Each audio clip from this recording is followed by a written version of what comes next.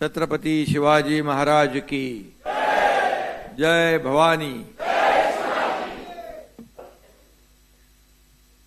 खरं म्हणजे आज दुसरा जागतिक कृषी पुरस्कार 2024। खरं म्हणजे मी अनेक पुरस्कार द्यायला असतो, पण आज मला पुरस्कार मिळालेला आहे।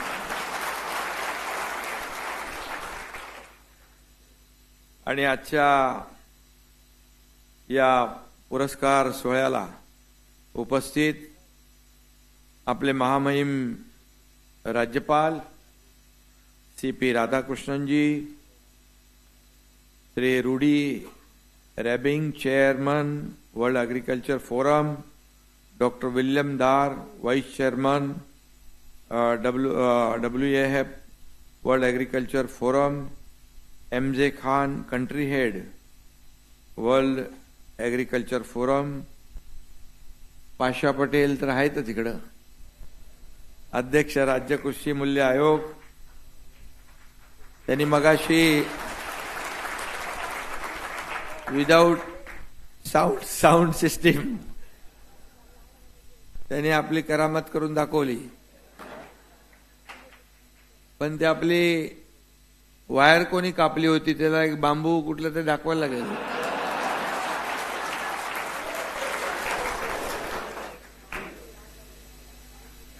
तसं त्यांच्याकडे वेगवेगळ्या व्हरायटीचे बांबू आहेत आणि खऱ्या अर्थाने म्हणजे किती एका दिवसाला 1 फूट वाढणारा बांबू, पण मला त्यांनी सांगितलं त्याचं नाव आहे भीम बांबू। म्हणजे वेगवेगळ्या व्हरायटी आहेत बांबूमध्ये, आपण कधी विचार पण नाही केला। आणि all ambassadors of various countries, all Padma awardees, farmers, diplomats and other dignity, सर्व मान्यवर, सगळ्यांची नावं घेत नाही। आणि खरं म्हणजे आजचा हा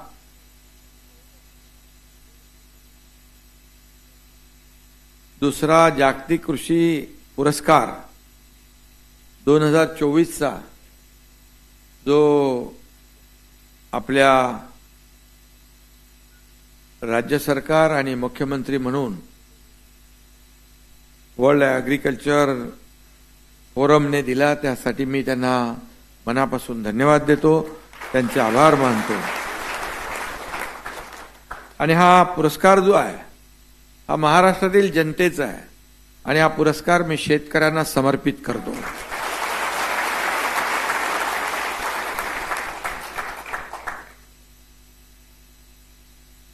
आपले पाहुणे थोडे सगळे परदेशी आहेत, त्यामुळे थोडं त्यांच्यासाठी मी इंग्रजीमध्ये थोडं बोलतो। At the outset, I welcome all the dignitaries present here for this prestigious award ceremony. I am really grateful to the World Agriculture Forum, especially thanks to Professor Rudy Rebing and President of the World Agriculture Forum for giving me the World Agriculture Award. I dedicate, मी आता मगाशीच म्हणालो त्याप्रमाणे, I dedicate this award to farmers of my state, Maharashtra. There is also coincidence, today is World Bamboo Day. Maharashtra is in process to promote bamboo to make a new source of income for the farmers. I extend my wishes to all the farmers and officers in the process. Money, gold, property, nothing can be a substitute for the food to satisfy your hunger. That special power is only with the farmer. That's why the farmer is called Annadata. I can proudly say that I am also one of them, a farmer. मी पण शेतकऱ्याचा मुलगा आहे, नेहमी सांगतो, याचा देखील मला अभिमान आहे. I am really happy that 2 months ago I received Agriculture Leadership Awards at the hands of Union Agriculture.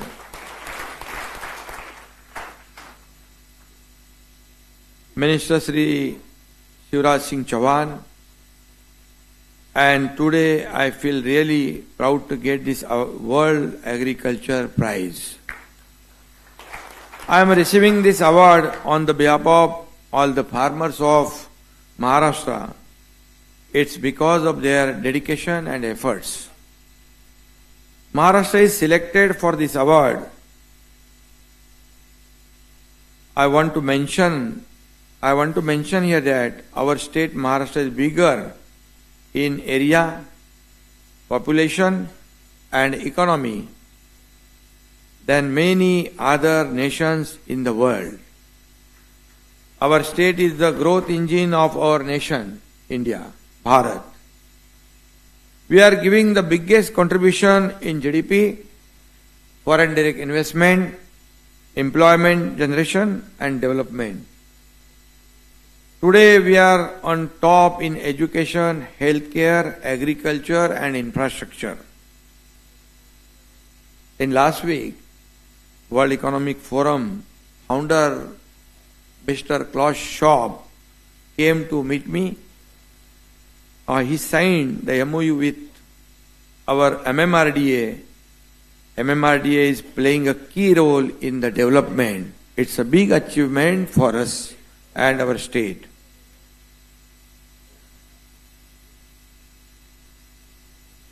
Maharashtra में किसान में ऐसी क्या खासियत है? पाशा भाई, आपको पता है, इसलिए आप ये सब पूरे टास्क के पीछे लगे हैं. मेरे ख्याल से वक्त के अनुसार बदलना वे जानते हैं और बदलाव को कभी ना नहीं कहते. ये उनके सबसे बड़ी स्ट्रेंथ है. कम से कम जमीन में ज्यादा उत्पादन लेने का चैलेंज उनके सामने है. मॉडर्न टेक्नोलॉजी को वे अपना रहे और दुनिया के साथ आगे बढ़ना ये भी हमारा वसूल है. और एक कंपटीशन का जमाना है, उसमें हमें आगे बढ़ना है. भारत ने खाद्यान्न के मामले में आत्मनिर्भरता हासिल की है. अब अनाज की चिंता खत्म हुई है. मेरे ख्याल से फूड सिक्योरिटी के बारे में आज यहां पर चर्चा भी हो चुकी है. लेकिन कृषि और पर्यावरण का संतुलन कायम रखने की चुनौती अभी भी अपने सामने है. वैश्विक तापमान वृद्धि का खतरा सिर्फ भारत पर ही नहीं, पूरी दुनिया पर मंडरा रहा है.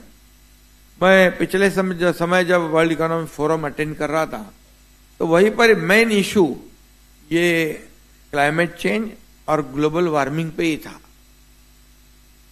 हमें मिलकर इसका सामना करना पड़ेगा. पर्यावरण के बारे में बार बार होने वाला बदलाव इस संकट का कारण है. मेन बेमौसम बारिश, ओलावृष्टि, तूफान, लैंडस्लाइडिंग, एक तरफ बाढ़ तो दूसरी तरफ सूखा जैसी भयानक स्थिति, ऐसा डबल संकट हमारे राज्य को झेलना पड़ता है, फेस भी करना पड़ता है. इन सबका दुष्परिणाम किसानों को भुगतना पड़ता है. हमारी यही कोशिश है कि किसानों को इन खतरों से निपटने के लिए सहायता करनी चाहिए. हमारी सरकार जो है हमेशा किसानों के पीछे खड़ी रही है. आपल्या सरकार नेहमी शेतकऱ्यांच्या मागे उभं राहिलंय. एकीकडे काही ठिकाणी दुष्काळ, पण काही ठिकाणी अतिवृष्टी, अवकाळी पाऊस, पण यावर्षी चांगला पाऊस पडलेला आहे. चांगलं पीक येईल, शेतकरी सुखी होईल अशी अपेक्षा आपण केलेली आहे. देश के प्रधानमंत्री आदरणीय नरेंद्र मोदी जी ने पर्यावरण अनुकूल जीवन शैली अपनाने की अपील की. इस अपील के बाद अब हमने महाराष्ट्र के किसानों को सस्टेनेबल एग्रीकल्चर की दिशा में ले जाने का प्रयास शुरू कर दिया है। पर्यावरण अनुकूल कृषि तकनीक समय की मांग है। उस संबंध में महाराष्ट्र कई गतिविधियों को लागू कर रहा है। एक उदाहरण मैं यहां पर देना चाहूंगा। महाराष्ट्र में बांस की खेती को बढ़ावा देने के लिए हमने एनवायरमेंट टास्क फोर्स बनाया है। ये पहला राज्य है हमारा, और हमारे बाम्बू मैन पाशा पटेल इस कार्यकारी समिति के अध्यक्ष हैं। कैबिनेट मंत्री का दर्जा है भाई उन्हें।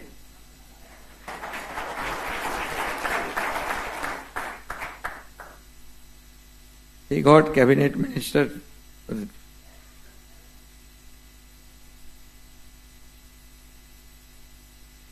हमने 1 लाख हेक्टर में बांस की खेती का लक्ष्य रखा है।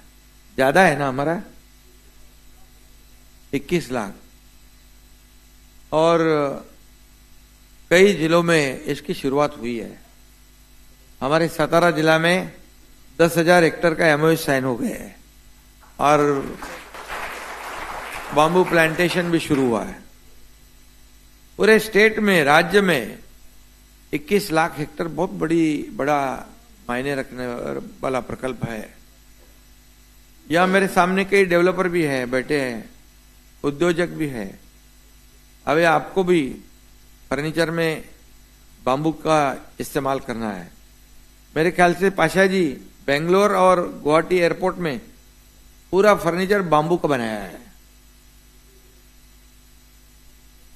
और सभी लोगों का इसमें सहयोग की आवश्यकता है।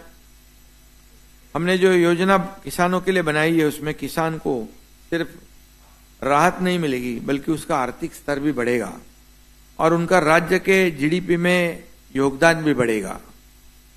केवल 1 रुपए में फसल बीमा देने का निर्णय हमने लिया, और उसका इम्प्लीमेंटेशन भी हुआ है। यह भी पहला राज्य है देश में जो 1 रुपए में फसल बीमा देने का निर्णय लेने वाला राज्य महाराष्ट्र। नमो शेतकरी महासम्मान योजना में हर साल मोदी जी 6,000 रुपए देते हैं, और हमारी सरकार 6,000 रुपए देती है। 12,000 सालाना किसान को हमारे राज्य में मिलते हैं। उनके डायरेक्ट किसानों के बैंक अकाउंट में डीबीटी होता है। फार्मर ग्रुप्स को प्रोत्साहित कर रहे हैं हम लोग, उन्हें प्राकृतिक और जैविक खेती के प्रशिक्षण दे रहे हैं। मेरे ख्याल से ऑर्गेनिक खेती के 25 लाख हेक्टर का हमने टारगेट रखा है। एग्रीकल्चर वैल्यू चेन को हमारी सरकार मजबूत कर रही है। स्टोरेज, एक्सपोर्ट के लिए किसानों का मार्गदर्शन और सहायता भी हमारा कृषि विभाग कर रहा है। माइक्रो मिलेट के प्रोडक्शन में भी बढ़ोतरी करने का काम शुरू है, क्योंकि हमारे आदरणीय प्रधानमंत्री जी ने मिलेट को प्रमोट किया है, और इसके वजह से हमारी सरकार भी वैसे आगे बढ़ रही है। अगले 2 वर्षों के दौरान महाराष्ट्र में लगभग 5 लाख एग्रीकल्चर पंप्स देने का टारगेट हमारी सरकार ने रखा है। कृषि पंप, मुख्यमंत्री सौर कृषि योजना के तहत राज्य में 8,000 से 9,000 मेगावाट सौर ऊर्जा का उत्पादन हमारी सरकार कर रही है। किसानों को अभी दिन में भी बिजली मिलेगी। किसानों को 24/7 बिजली मिले, इसके प्रयास हमारे सरकार के जारी है। इरिगेशन को बढ़ावा दिया है। 17 लाख हेक्टर जमीन इरिगेट करने के लिए 125 इरिगेशन प्रोजेक्ट को मान्यता दी हुई है। मैं यहां पर याद दिलाऊंगा कि हमारी सरकार जब शुरुआत हुई, मैं और देवेंद्र जी दोनों ने शपथ ली थी, और पहले कैबिनेट में हम किसानों के हित के लिए ये इरिगेशन प्रोजेक्ट को ही मान्यता दी थी इसको। और पिछली सरकार में मैं अभी कंपैरिजन नहीं करूंगा, और आज मैं किसी के ऊपर टिका भी नहीं करूंगा, लेकिन इतना कहूंगा आपकी जानकारी के लिए, 2.5 साल में सिर्फ 5 इरिगेशन प्रोजेक्ट को मंजूरी दी थी और हमारे 2 साल में 125 इरिगेशन प्रोजेक्ट को मान्यता दी। प्राइमरी एग्रीकल्चर क्रेडिट सोसाइटी जो पैक है, उसका कंप्यूटराइजेशन का काम लगभग पूरा हो रहा है। हमारे गृह मंत्री केंद्रीय और सहकारिता मंत्री अमित भाई शाह, इन्होंने इसको बढ़ावा दिया है और इसका लाभ किसानों को होना चाहिए, ऐसी उनकी कोशिश है। तो उसमें भी हमारी सरकार बहुत बड़ा योगदान दे रही है। मॉडर्नाइजेशन ऑफ एग्रीकल्चर पर हमारी सरकार जोर दे रही है। नैसर्गिक आपदा में हमारी सरकार किसानों के साथ कंधे से कंधा मिलाकर काम कर रही है, करती भी रहेगी, क्योंकि जो नैसर्गिक आपदा होती है तो एनडीआरएफ के रूल्स होते हैं, नॉर्म्स होते हैं, तो सब हमने चेंज कर दिए। एनडीआरएफ के डबल नुकसान भरपाई हमारी सरकार ने दी। 2 हेक्टर की लिमिट थी, 3 हेक्टर बढ़ा दी। यह भी हमारी सरकार ने नया कानून नियम। देश की अर्थव्यवस्था को $5 ट्रिलियन बनाने का लक्ष्य जो हमारे आदरणीय प्रधानमंत्री जी का है, महाराष्ट्र इसमें $1 ट्रिलियन की अर्थव्यवस्था का योगदान देने का काम जरूर करेगा। इस लक्ष्य को, इस टारगेट को हासिल करने में कृषि क्षेत्र की बड़ी अहम भूमिका यहां पर रहने वाली है और केवल उद्योग के सहारे इस लक्ष्य को हम पा नहीं सकते। कृषि संशोधन, कृषि उत्पादन तथा कृषि वितरण व्यवस्था, डिस्ट्रीब्यूशन सिस्टम, इन तीनों सूत्रों के सहारे हम देश के आर्थिक विकास में योगदान दे सकते हैं। हमारा भी यही प्रयास है। महाराष्ट्र को देश में कृषि क्षेत्र में नंबर 1 बनाने के लिए हम पूरा प्रयास करेंगे, क्योंकि भारत हमारा कृषि प्रधान देश है। हमारे आदरणीय प्रधानमंत्री किसानों के बारे में हमेशा, उनकी योजनाओं के बारे में हमेशा दिल से कोशिश करते हैं और इसलिए हमारा भी फर्ज है कि किसानों के लिए हम अनेक योजना जो है ये उसको आगे बढ़ा रहे। और इसलिए फिर से एक बार मैं ये सब स्पष्ट करते हुए वर्ल्ड एग्रीकल्चर फोरम को धन्यवाद देता हूं और at the end I express my sincere gratitude towards World Agriculture Forum and its all members. Thank you. Jai Hind, Jai Maharashtra और जय किसान। Thank you so very much, sir. Let us put our hands together one more time for Shri Eknath Shinde ji. Sir, you and your work is an inspiration for all of us. Thank you yet again. Could I now request Dr. M.J. Khan to please present